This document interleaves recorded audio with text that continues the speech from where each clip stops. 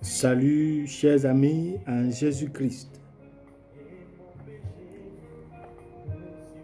Nous sommes venus aujourd'hui vous parler et partager avec vous autour du 5e dimanche du temps de Carême, l'année C. L'Église nous propose la prophétie d'Isaïe au chapitre 43, de versets 16 à 21, la lettre de Saint Paul apôtre aux Philippiens, chapitre 3, versets 8 à 14, et l'Évangile selon Saint Jean, chapitre 8, du verset 1 à 11. Pour notre thème du jour, nous avons choisi « Grâce à mes accusateurs ». Autrement dit, je remercie mes accusateurs. Parfois, les événements de la vie qui paraissent embarrassants et déshonorants finissent par ouvrir une porte à de nouvelles et meilleures opportunités pour un avenir prometteur. Pour certains d'entre nous qui ont tenté ce qu'on pourra considérer comme l'équivalent du baccalauréat, à plusieurs reprises avant de réussir, nous sommes devenus patients avec ceux qui rencontrent des échecs et nous apprécions le succès parce que nous avons connu l'échec et les insultes et l'abandon qui en découlent. Pour ceux dont la situation laide sont devenues une porte ouverte, l'exemple abonde dans les Écritures. Prenons l'exemple de Moïse qui était sur le point d'être abandonné, mais qui a trouvé grâce aux yeux de la fille de Pharaon. Il est devenu un prince. Exode chapitre 2. Joseph qui fut vendu comme esclave en Égypte par ses frères devint plus tard gouverneur. Genèse chapitre 37 jusqu'au chapitre 41. Au temps de l'empereur Assuérus des Perses et des Mèdes, Mardochée et les Juifs qui ont été condamnés à mort par Aman sont en fin de compte devenus autorisés par le roi à infliger une peine à quiconque tentera de s'élever contre eux. Et si vous lisez le livre d'Esther, chapitre 3 jusqu'au chapitre 8, c'est très clair. Aujourd'hui, nous voyons à notre exemple la femme adultère amenée à Jésus pour qu'elle soit condamnée, mais elle a eu l'occasion d'une rencontre face à face avec Jésus, sans protocole, sans frais de consultation. Grâce à ses accusateurs, grâce à ceux qui ont voulu la faire périr. Face à face avec Jésus, grâce à mes accusateurs. Aujourd'hui, nous apprécions ceux qui nous accusent. Il nous aide à rencontrer Dieu, à rencontrer Jésus qui ne nous condamne pas, mais nous pardonne nos péchés et nous donne la bénédiction paternelle qui nous permet de lutter contre nos faiblesses. Si ce n'est pas pour nos accusateurs, nous ne trouverons jamais, et parfois difficile de penser, nous n'arriverons jamais à penser au poids et aux effets de nos péchés. Sans nos accusateurs, nous avons du mal à remarquer la blessure que nos péchés infligent à nos âmes. Mais grâce à nos accusateurs, nous pouvons rencontrer Jésus qui connaît tout notre passé et qui nous sauve. Merci à nos accusateurs qui nous ont fait rencontrer Jésus, auprès duquel nous pouvons dire: j'ai péché contre toi, pardonne-moi. Mais nos accusateurs n'ont-ils pas, à la fin des comptes, raté? C'est la question. Leur accusation non charitable, non corrective, est devenue une auto-accusation car ils voulaient nous clouer. Mais Jésus, qui maîtrise bien leur système, leur esprit du cœur, leur a poussé à une introspection en disant que celui qui est sans péché soit le premier à lui jeter une pierre.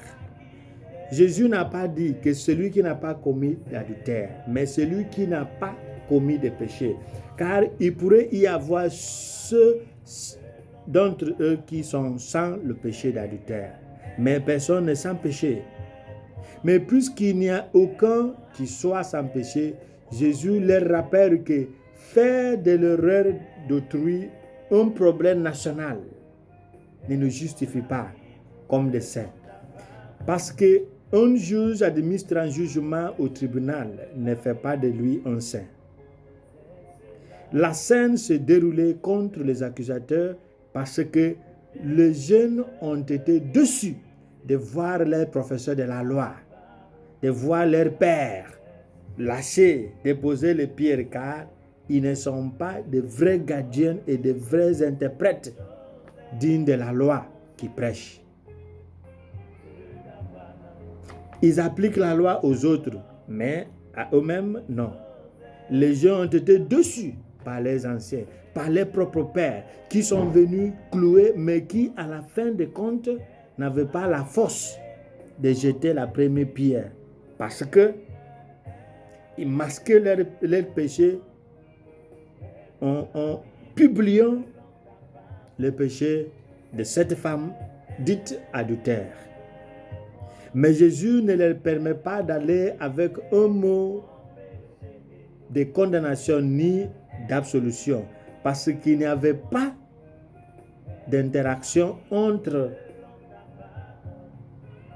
Jésus qui pardonne le péché et leur cœur qui est reconnaissant de leur péché et pénitent.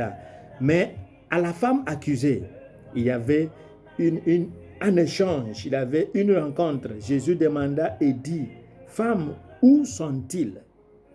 Personne ne t'a condamné. » Sa réponse, « Aucun, Seigneur, » montre que nul n'est digne de condamner à l'exception de celui qui est sans péché, Jésus, Dieu lui-même.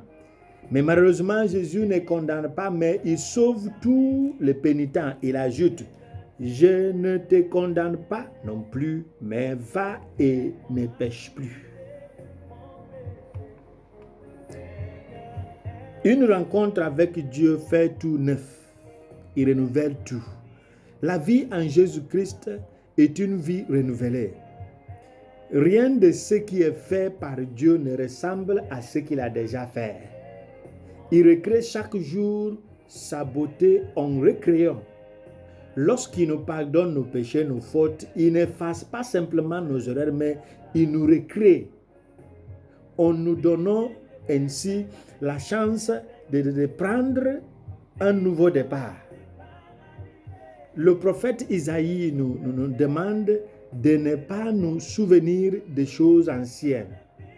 Et dans le mot de Deutéro-Isaïe, qui annonce la fin de l'exil et le retour de l'exil de Babylone, nous pouvons imaginer que les choses anciennes dont nous ne devons pas nous souvenir parlent des moments tristes de la période exilique. Tracer un chemin dans le désert et les rivières au désert nous confortent dans le fait que Dieu donnera une vie nouvelle à son peuple. Il fera les impossibles de notre vie. Ça nous amène au règne de l'action de Dieu qui surpasse l'action humaine, autrement dit le miracle. Cette nouvelle vie que Dieu donnera sera réalisée parce qu'il aura une nouvelle chose. Et nous allons déclarer une fois de plus sa louange à travers nos paroles, à travers nos pensées et à travers nos actions, parce qu'il a fait des merveilles. Et pour terminer, déclarer la louange de Dieu en parole, pensée, en action est une activité de toute une vie marquée par la souffrance et la persécution, mais couronnée de joie, parfois ici sur cette terre, mais principalement au ciel. Comme Saint Paul nous dit, nous sommes appelés à subir la perte de toutes choses, devenant comme Jésus dans sa mort. Cela nous expose à la réalité de la foi chrétienne, à la foi douloureuse et joyeuse, qui valide notre baptême, qui est une mort dans la mort de Jésus-Christ et une résurrection dans la résurrection de Jésus-Christ. Donc, nous remercions toutes les choses, toutes les personnes, tous les événements qui nous ont permis de rencontrer Jésus face à face, où il était possible de nous pardonner. Merci à celui qui me rappelle que je suis faible. Merci à un événement qui me rappelle que je ne peux rien faire sans sa grâce. Merci aux gens qui me critiquent, qui me poussent à faire une marche arrière, une introspection, où je pourrais rencontrer Jésus qui me parle cœur à cœur pour me donner la chance de lui dire « Personne, mon Seigneur, m'a accusé » et de recevoir la phrase, le mot qui me dit « Va et ne pêche plus », qui me donne la grâce de cette rencontre de face à face, sans protocole, sans frais de consultation, pour qu'il puisse me décharger du poids de mon péché. Qui me bénisse et qui vous bénisse, au nom du Père et du Fils et du Saint-Esprit. Amen.